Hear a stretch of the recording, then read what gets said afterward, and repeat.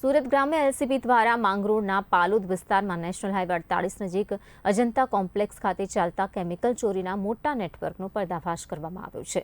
દહેજથી હજીરા જતા ટેન્કરોમાંથી જ્વલનશીલ કેમિકલની ચોરી થતી હોવાની બાતમીને આધારે પોલીસે રેડ કરી 2 ટ્રક સાથે આરોપીઓને રંગે હાથે ઝડપી લીધા હતા।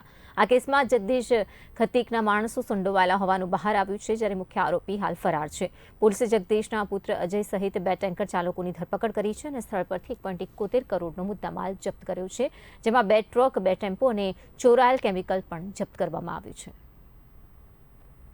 પોલીસ મહાનિરીક્ષક શ્રી પ્રેમવીર સિંહ સાહેબ તથા પોલીસ અધિક્ષક રાજેશ ગઢિયા સાહેબ તથા એએસપી અક્ષય એન્જિનિયર સાહેબના હોય વિસ્તારમાં ચાલતી ગેરકાયદેસર પ્રવૃત્તિઓ નેસ્ત નાબૂદ કરવા માટે સૂચના આપેલ હોય, જે અનુસંધાને એલસીબીની ટીમ નાઇટ પેટ્રોલિંગમાં હતી।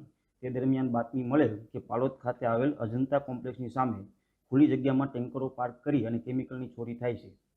જે જગ્યા પર એલસીબી દ્વારા રેડ કરતા 3 ઇસમો પકડાઈ ગયેલ, જેમાંથી અજય જગદીશભાઈ ખટીક જે મુખ્ય ચોરી કરાવનાર, સલમાન નિજામ જે ટેન્કર ચાલક તથા મુફી સત્તાર ખાન ટેન્કર ચાલકનાઓ પકડાઈ ગયેલ, જેના વિરુદ્ધમાં ગુનો દાખલ કરી કુલ 1 કરોડ 71 લાખનો મુદ્દામાલ કબજે કર્યો।